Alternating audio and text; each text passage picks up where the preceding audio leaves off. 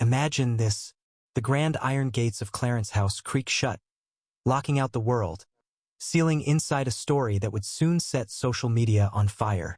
Just 54 minutes after stepping foot into one of the most historic and private royal residences, Prince Harry, son of the King of England, veteran, husband, father, Duke of Sussex, was allegedly shown the door, ordered out, told to leave by none other than his own father, King Charles III.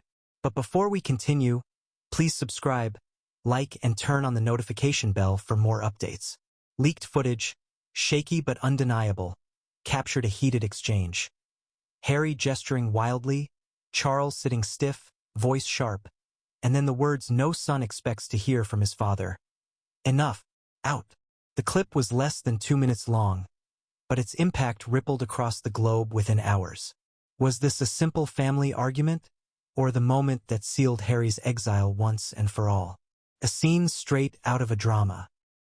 If you'd pitched this as the opening scene of a Netflix royal spin-off, most producers would have laughed you out of the room.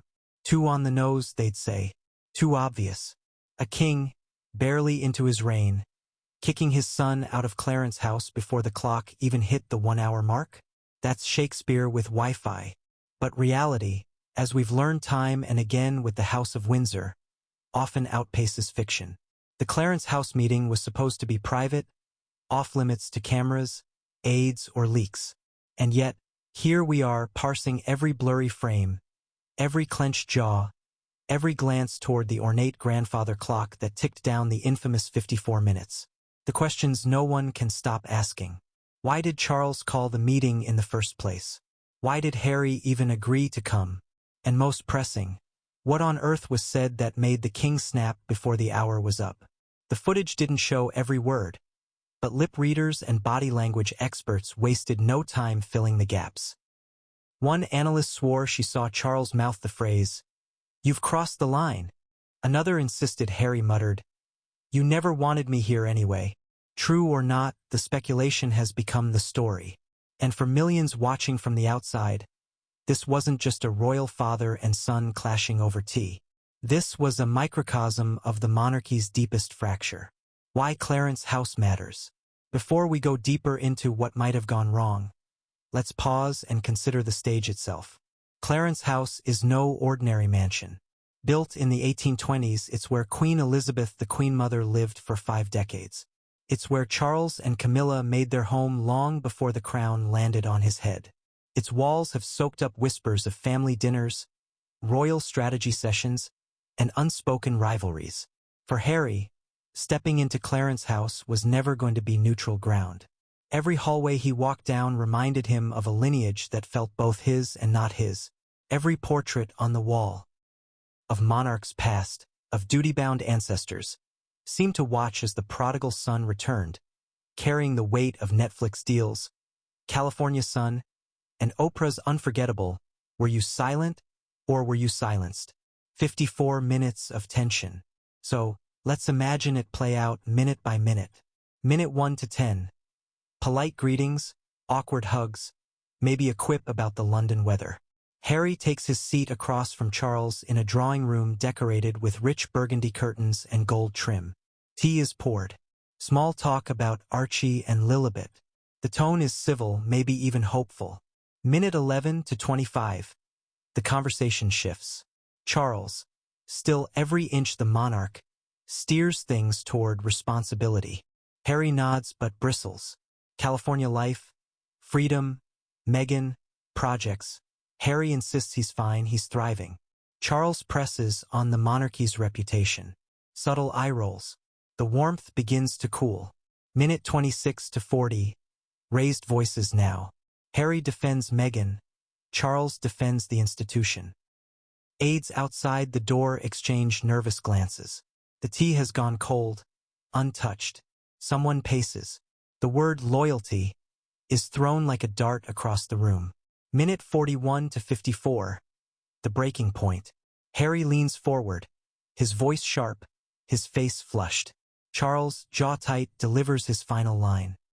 He rises, points toward the door, and the footage ends with Harry turning on his heel, coat in hand, the ornate clock chiming the hour as if on cue. And just like that, done. A royal meeting that was supposed to mend bridges instead shattered them further. Why this hook resonates. It's not just about royals. It's about us. Everyone's had a version of this showdown. Maybe not in Clarence House with portraits of monarchs glaring down, but in kitchens, offices, or family reunions. That moment when politeness collapses, when years of frustration boil over, when one sentence slams the door on reconciliation. And here's where the humor slips in. Imagine Charles, King of England, using the same exasperated dad tone you've heard in your own house. Right, that's it. I've had enough. Suddenly, the monarchy feels less gilded and more sitcom. If only the stakes weren't so high. The curiosity gap. So where does this leave us? We've seen the footage. We've heard the rumors. But the truth lies in the spaces between those 54 minutes. What was really said? Why did Charles reach breaking point so quickly? And most importantly, what happens next for Harry, the monarchy, and the story that just won't quit? Because if there's one thing we've learned about the Windsors, it's this. No matter how private they try to be, their drama always finds its way into the spotlight. And the Clarence House clash is shaping up to be one of their biggest acts yet. If the footage gave us the fireworks, the build-up gave us the match. No confrontation, this explosive happens in a vacuum. Long before Harry crossed the threshold of Clarence House, the air was already thick with unspoken history. Every glance, every handshake, every pause in conversation carried the weight of years. And that's what makes this reunion so fascinating. It wasn't just another awkward family meeting. It was a high-stakes performance in a house that has seen it all. The Queen Mother's cocktails, Princess Diana's smiles, Charles's own long wait for the crown. And now the prodigal son returning, bringing with him all the baggage of California sunshine, lawsuits, and memoir bombshells. Why did Harry even come? Let's start here because the question itself is half the drama. Why would Harry, a man who has publicly slammed the institution, accused the firm of neglect, and aired private conversations to millions, even agree to walk back into Clarence House? Some insiders suggest it was Meghan who encouraged the meeting, insisting that Harry at least try to reconcile for the sake of their children. Others whisper that Charles extended the olive branch, perhaps spurred by pressure from advisors who see reconciliation as good PR. Then there's the theory no one wants to say too loudly. Money. Harry's financial independence, built on books, documentaries, and speaking tours, thrives on royal proximity. Without access to the palace drama, his brand loses oxygen. A meeting with Charles meant more than family ties, it meant relevance. Setting the stage, Clarence House that day. Picture it. The morning sun spilling through the London fog. Reporters hovering outside the gates, unsure what they're waiting for, but convinced it'll be something. Inside, Clarence House staff were on edge. The usual clinking of china cups and soft shuffle of polished shoes was replaced by whispered speculation. Charles prepared in one room, reportedly flipping through briefing notes like a head of state. Harry, arriving in a sleek black car, was ushered through the side entrance. No public smiles, no official photo. Just the low thud of heavy doors closing behind him. Already the stage was tense. Already the build-up was loaded. First impressions. Hope, then hesitation. Eyewitnesses. And yes, there are always eyewitnesses, no matter how private the palace claims to be. Described the opening moments as cordial but cool. Charles extended a hand. Harry returned it. But the warmth of old father-son embraces was gone. A polite "How's Meghan? How are the children?" followed, but even that sounded rehearsed, like actors sticking to their lines. Harry reportedly smiled tightly, mentioning Archie's cheeky grin and Lilibet's growing love for books. For a moment, Charles's eyes softened. But then, as quickly as it came, the warmth disappeared. Why? Because under every polite exchange lurked an unspoken question neither dared to voice. Are you here for me, or for what I represent? The ghosts in the room. To understand the awkward dance of those opening minutes, you need to know who else was in the room, even if only in spirit. Princess Diana. Her shadow hung heavy.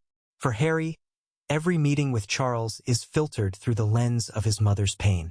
For Charles, Every glare from Harry carries echoes of old accusations. Betrayal, neglect, coldness.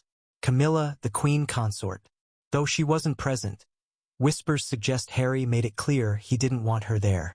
Camilla has long been a sore point for Harry, a reminder of everything he lost when Diana died. The institution. Harry wasn't just meeting his father. He was meeting the king, the man who now embodied the very system Harry rejected. That's the problem with Clarence House. It's never just a family home. It's a palace of ghosts. The first signs of trouble. Somewhere around the 15-minute mark, small talk began to crumble. According to leaks, Charles attempted to steer the conversation toward the importance of discretion. Harry bristled. Discretion, after all, is the very thing he's abandoned in favor of raw honesty, or as critics would say, cashing in on confessions. When Charles allegedly said, "Private matters must remain private," Harry is rumored to have responded, "That's what was said when Mum needed help." The room reportedly went silent. For a moment, both father and son stared at each other, the chasm of decades opening wider with each heartbeat. It was the first crack in the facade. And once the crack appeared, the floodwater of grievances rushed in. The past they can't escape. Every family has the list of grudges, mistakes, and slights that never really go away. For the Windsors, that list is practically a book. Harry still resents the royal silence during Meghan's darkest days. Charles resents Harry's tell-all interviews, painting the family as villains. Harry blames the palace machine for prioritizing image over humanity. Charles blames Harry for dragging the monarchy through the mud at a time it needs stability. Layer upon layer, year upon year. And there they were, two men with more history than healing, trying to squeeze decades of conflict into one cup of tea. Humor in the tension.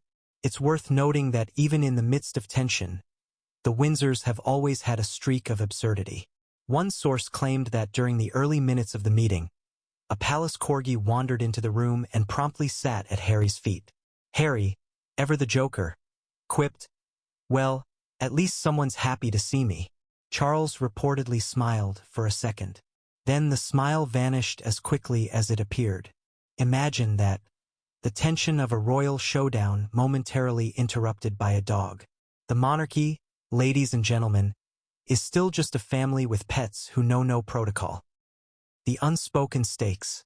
Why did this meeting matter so much? Because it wasn't just about reconciliation. It was about optics. If Charles could be seen as extending an olive branch, he'd look like the compassionate king. If Harry could be seen walking back into the fold, he'd look like the prodigal son returning. But the problem is, both men are deeply suspicious of optics. Charles thinks Harry wants sound bites. Harry thinks Charles wants headlines. Both walked in guarded. Both were determined not to be used. That's the perfect recipe for disaster. Minute by minute, the buildup grows. Minute 20. Harry gestures more, his hands slicing the air. Charles leans back, arms crossed, a classic defensive pose. Minute 25, voices rise. Staff outside report hearing sharp tones. The corgi scampers out. Minute 30. Harry brings up trust. Charles's jaw tightens. The word betrayal hangs in the air, though no one says it outright. Minute 40. Charles mentions the crown's duty. Harry mutters something about duty to family first. That's when the countdown to 54 minutes truly begins. The build-up wasn't just gradual, it was inevitable. Relatable to us.